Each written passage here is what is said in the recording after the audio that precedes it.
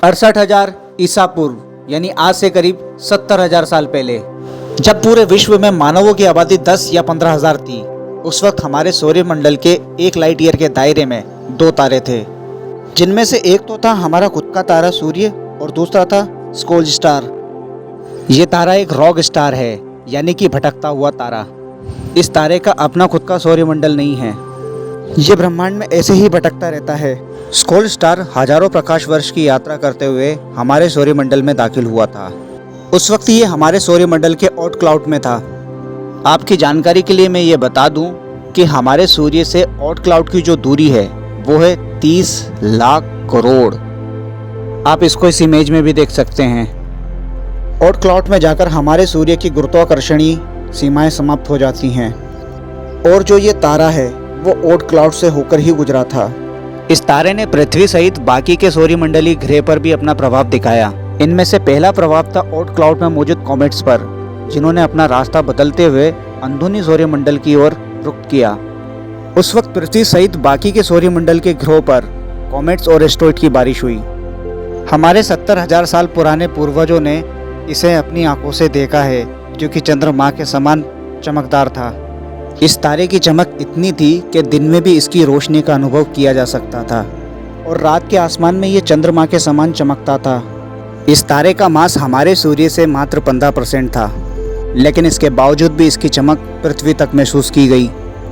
आप खुद सोच करके देखिए, एक तारा जिसकी चमक चंद्रमा के समान हो और हमारे पूर्वज उसे समझ नहीं पा रहे हों। स्कोल्ज स्टार एक डिम रेड नॉर्मल क्लास का तारा था, जो कभी बाइनरी स्टार सिस्टम का हिस्सा हुआ करता था, जो कि अंतरिक्ष में भटकते भटकते हमारे सौरमंडल तक आ गया था। रोग स्टार या वैंडरिंग स्टार हमारे ब्रह्मांड में भटक रहे ऐसे तारे होते हैं जो कि किसी भी दूसरे ऑब्जेक्ट के ग्रेविटेशनल इम्पैक्ट से बाहर होते हैं। आमतौर पर ऐसे तारे किसी ब्लैक होल के शक्तिशाली ग्रेविटेशनल फोर्स के संपर्क में आने की वजह से या फिर किसी दूसरे तारे के साथ हुए ग्रेविटेशनल खींचतान की वजह से तेज गति से एक्सेलरेट होकर इंटरस्टेलर स्पेस में भटकना शुरू कर देते हैं। एक अनुमान के मुताबिक हमारे ब्रह्मांड में मौजूद करीब 30 से 40% तारे ऐसे ही वैंडरिंग स्टार्स हो सकते हैं।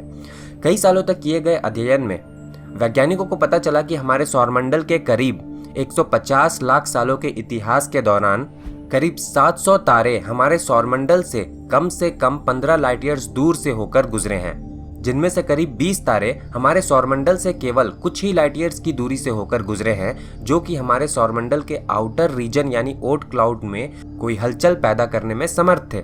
साथ ही इनमें से कुछ भटकते तारे हमारे सौरमंडल के इतने पास आ जाते हैं कि इन्हें रात में आसमान में खुली आंखों से भी आसानी से देखा जा सकता है।